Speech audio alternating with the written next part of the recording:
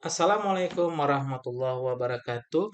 Pada video kali ini kita akan mencoba bahas atau bedah kisi-kisi tes kompetensi akademik berdasarkan Peraturan Kepala BSKP atau Perkaban nomor 47 tahun 2025. Nah, jadi acuan pelaksanaan TKA ini adalah berdasarkan Peraturan Kepala BSKP nomor 47 tahun 2025. Di sana ada kisi-kisinya juga, bentuk soal yang akan muncul. Nah, semua ada pada Perkaban nomor 47 tahun 2025. Nah, pada video kali ini kita akan melihat bentuk atau kisi-kisi materi apa aja yang muncul pada TKA tingkat SMP khusus pelajaran matematika dan bentuk-bentuk soal yang akan keluar pada tes TKA ini. Dan insya Allah nanti di video berikutnya kita akan coba bahas soal tersebut, bagaimana penyelesaian soal-soal yang ada pada video kali ini. Untuk tingkat SMA dan SMK nggak perlu kita bahas ya, karena pelaksanaannya di bulan November. Sedangkan untuk SD dan SMP dilaksanakan pada bulan Maret atau April, tapi kemungkinan besar dilaksanakan di bulan April, karena di bulan Maret masih suasana Lebaran gitu ya. Nah, sasarannya yaitu kelas 6 untuk SD dan kelas 9 untuk SMP. Mata pelajaran yang akan diujikan ada dua, yaitu Bahasa Indonesia dan Matematika. Pada video kali ini kita fokus kepada mata pelajaran matematika. Materi yang akan keluar satu yaitu bilangan, di mana submaterinya yaitu perbandingan dan sifat-sifat bilangan. Yang kedua, operasi aritmatika pada bilangan. Yang ketiga, estimasi atau perkiraan hasil perhitungan. Yang keempat, faktorisasi prima bilangan asli. Yang kelima, rasio, di mana skala, proporsi, laju perubahan.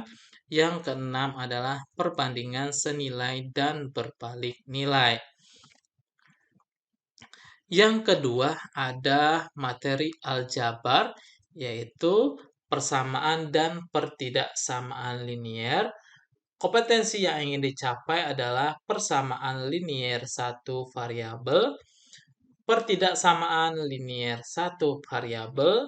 Yang ketiga, sistem persamaan linier dua variabel, yaitu SPLDV, di mana submateri bentuk aljabar, kompetensi yang ingin dicapai adalah bentuk aljabar dan sifat-sifat operasi aljabar, yaitu sifat komutatif, asosiatif, dan distributif. Pada bagian aljabar yang ketiga, submaterinya adalah fungsi, di mana kompetensi yang ingin dicapai adalah relasi dan fungsi, ada domain, kodomain, dan rank, serta bentuk-bentuk penyajian dari fungsi. Next, aljabar yang ketiga, bentuk aljabar yang ketiga atau submaterinya adalah barisan dan deret. Kompetensi yang ingin dicapai adalah barisan berhingga suatu bilangan, yaitu barisan aritmatika dan geometri, serta deret berhingga suatu bilangan, yaitu deret aritmatika dan deret geometri. Materi yang ketiga yaitu geometri dan pengukuran. Submateri yang akan diujikan yang pertama adalah objek geometri, yaitu kompetensi yang ingin dicapai adalah hubungan antar sudut yang terbentuk oleh dua garis yang berpotongan dan oleh dua garis yang sejajar yang dipotong oleh suatu garis transversal, di mana ada sudut sepihak, sudut dalam berseberangan, sudut luar berseberangan, termasuk penentuan besar sudut dalam segitiga. Yang kedua ada triple Pythagoras atau teorema Pythagoras. Yang ketiga ada kekongruenan dan kesebangunan bangun datar.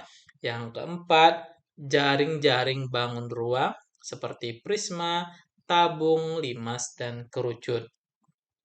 Submateri yang kedua pada geometri dan pengukuran adalah transformasi geometri, di mana kompetensi yang ingin dicapai adalah transformasi tunggal ya, bukan yang double tapi transformasi tunggal, yaitu refleksi saja gitu, translasi saja, rotasi saja, dan dilatasi saja terhadap suatu titik, garis, dan bangun datar pada bidang. Submateri geometri yang ketiga ada pengukuran. Kompetensi yang ingin dicapai adalah keliling dan luas bangun datar. Nah, yaitu ada persegi, persegi panjang, jajar genjang, trapesium, dan lingkaran, yaitu daerah segi banyak dan daerah lingkaran serta daerah gabungannya. Yang kedua adalah volume bangun ruang, yaitu prisma, limas, bola, ada kubus, ada balok, dan lain-lain. Materi yang keempat yaitu data dan peluang. Nah, submateri yang pertama ada data. Kompetensi yang ingin dicapai adalah perumusan pertanyaan untuk mendapatkan data, serta penyajian data dan penginterpretasian data. Yang kedua, penentuan dan penaksiran rerata yaitu mean, median, modus, jangkauan atau range dari sebuah data. Yaitu data yang di sini adalah data tunggal ya.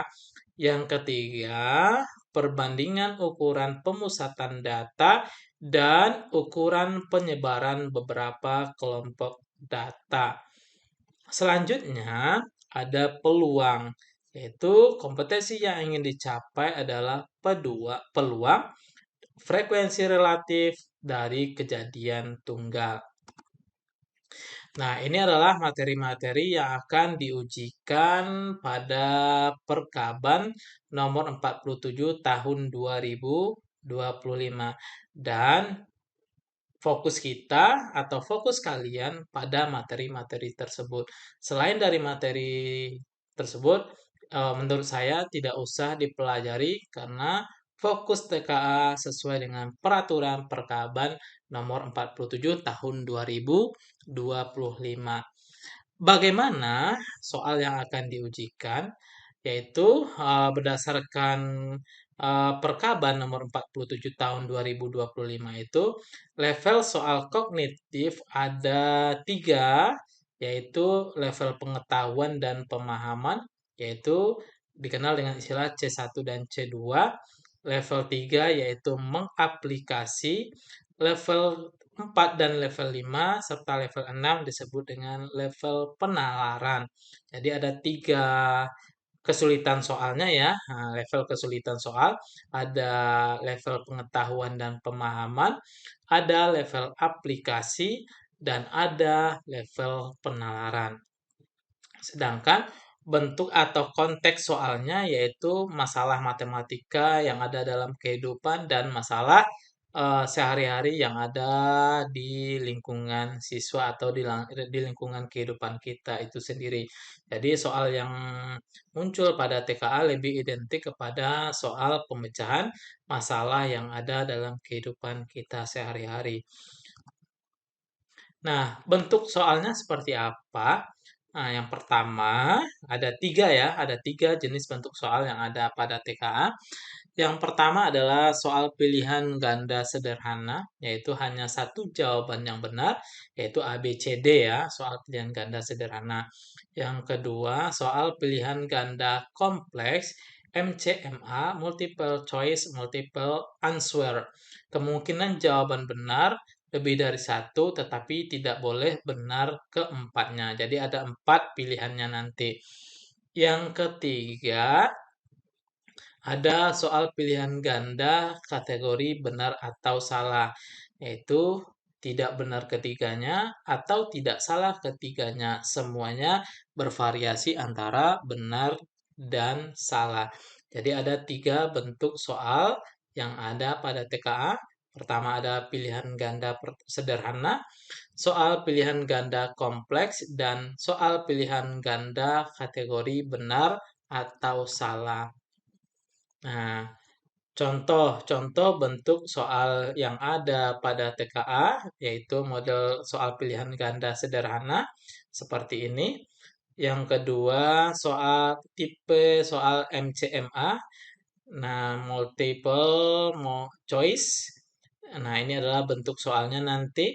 Dan tipe yang ketiga adalah bentuk soal benar salah. Nah, ini adalah bentuk-bentuk soal yang ada pada soal TKA. Nah, sekarang kita akan mencoba melihat level soal yang ada, bentuk-bentuk soal yang ada kemungkinan muncul pada soal TKA. Yang pertama ada level soal sistem persamaan linear dua variabel. Nah, ini adalah bentuk soal yang akan muncul. Ada C1, C2, dan C3. Ada pengetahuan dan pemahaman, level aplikasi, dan level penalaran. Nah, ini bentuk-bentuk soalnya aja ya. Kemungkinan seperti ini soal yang akan muncul pada soal TKA. Selanjutnya, ini adalah soal fungsi. Nah, ada level pengetahuan dan pemahaman, ada level aplikasi, dan ada level penalaran. Nah, di pertemuan selanjutnya nanti akan kita bahas soal-soal seperti ini, soal-soal ini gitu. Level soal bilangan. Nah, kalau kamu mau mencoba untuk sebagai latihan kamu, silahkan. Nah, ini adalah soal-soal dalam bentuk perbandingan bilangan, mulai dari bilangan real seperti ini, lalu mengurutkan bilangan pecahan. Selanjutnya, bentuk masih level soal bilangan, yaitu operasi aritmatika pada bilangan. Nah, seperti ini. Nah, ini adalah bentuk operasi aritmatika pada bilangan. Nah, selanjutnya sifat komutatif dari suatu bilangan hasil perhitungan. Nah, kedua seperti ini. Yang ketiga, faktorisasi prima bilangan asli. Nah, nanti kita bahas ya soal-soal ini. Selanjutnya ada rasio, yaitu skala, proporsi, dan laju perubahan.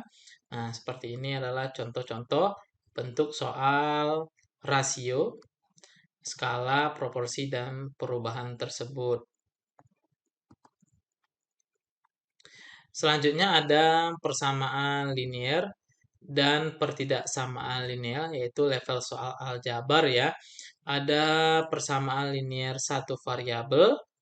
Nah, seperti ini ada soal nomor 1 dan nomor 2. Yang kedua ada soal pertidaksamaan linear satu variabel, ada nomor 1 dan nomor 2. Yang ketiga ada sistem persamaan linear dua variabel. Selanjutnya, bentuk aljabar dan sifat-sifat operasinya, yaitu komutatif, asosiatif, dan distributif. Nah, ini adalah contoh model-model soalnya menentukan hasil ya, menentukan hasil dari bentuk aljabar. Nah, ada nomor 1 dan nomor 2. Pokoknya nanti kita akan coba bahas soal-soal ini. Masih dalam soal aljabar, ada fungsi. Nah, ini adalah bentuk penyajian fungsi dan bentuk fungsi dari A ke B. Nah, ini adalah nilai dari suatu fungsi ya. Nah, ada 2, 3, dan 4. Ini adalah level aplikatif dan penalaran. Selanjutnya, ada barisan dan deret. Ada barisan bilangan berhingga. Ini adalah barisan aritmatika dan geometri. Ada 1, 2, 3 soal. Nah, ini adalah model atau aplikasi dan aplikatif dan bentuk menalar. Itu ada soal 4 dan soal yang kelima.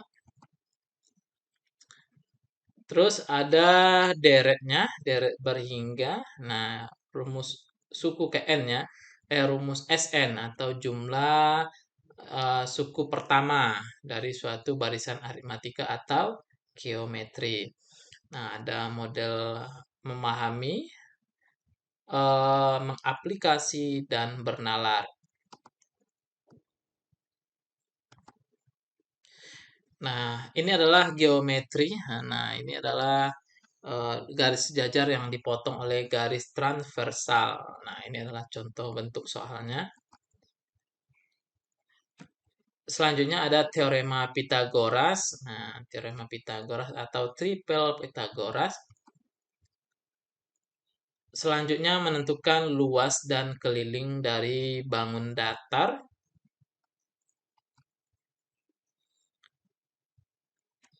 Geometri selanjutnya ada kekongruenan dan kesebangunan dari dua buah segitiga atau bangun datar yang lain nanti.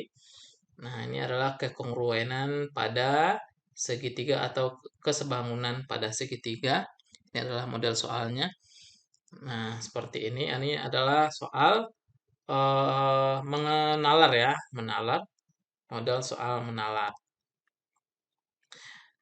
Bangun ruang. Nah, bangun ruang menentukan luas dari sebuah bangun ruang. Nah, ini adalah levelnya level aplikasi. Nah, ini juga levelnya adalah level aplikasi. Pokoknya nanti kita coba akan bahas di video selanjutnya. Nah, ini levelnya level aplikasi juga. Mengaplikasi atau C3. Nah, begitu juga gambar ini. Nah, soal geometri yang keempat adalah transformasi geometri. Dan ini adalah level menalar. Nah, menalar seperti ini. Dengan menggunakan konsep refleksi, translasi, rotasi, dan dilatasi. Kemungkinan yang muncul bisa refleksi, bisa translasi, bisa rotasi, dan bisa dilatasi. Nah, kalau penyelesaian soal ini dengan menggunakan konsep dilatasi ya, atau perpindahan. Nah, ini adalah rotasi. Nah, seperti ini adalah proses bernalar atau C4, 5, dan 6. Nah, ini adalah transformasi yaitu aplikasi.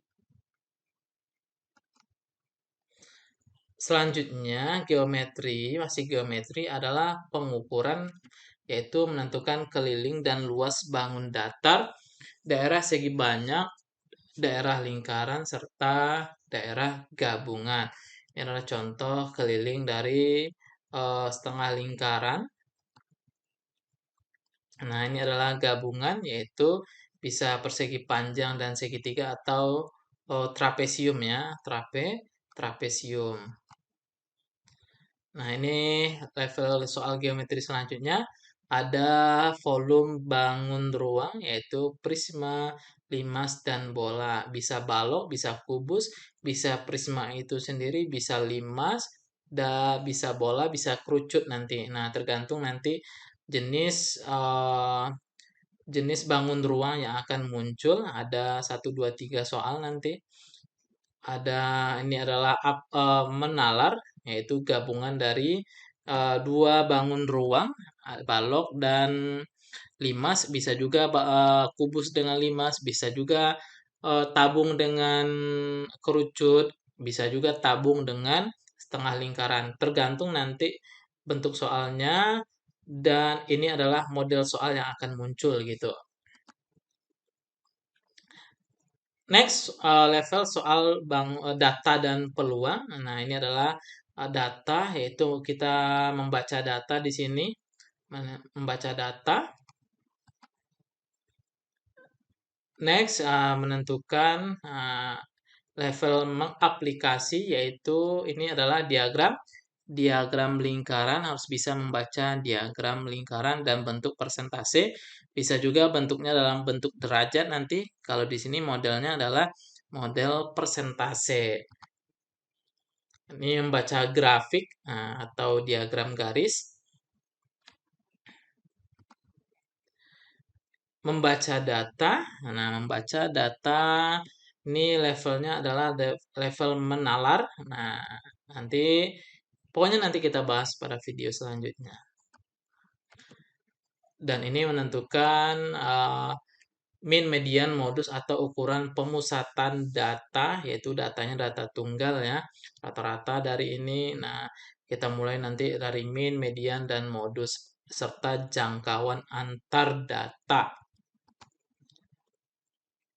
Nah, ini juga masih dalam bentuk ukuran pemusatan data, bisa median, bisa min atau rata-rata, bisa modus atau nilai yang sering muncul nanti. Yang ketiga yaitu perbandingan ukuran pemusatan dan ukuran penyebaran beberapa kelompok data. Nah, dan ini adalah levelnya level menalar. Nah, ini adalah level menalar untuk data.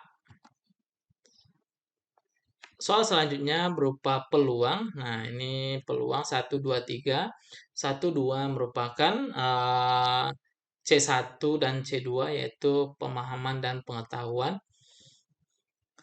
Yang ketiga, nah ini adalah levelnya level aplikatif. Yang keempat, nah ini menganalisa 4 dan 5 masuk kepada level menganalisis atau level C4, 5, dan 6. Sekian video kita terkait dengan kisi-kisi TKA dan model-model TKA yang akan muncul berdasarkan Perkaban nomor 47. Saya akhiri. Assalamualaikum warahmatullahi wabarakatuh.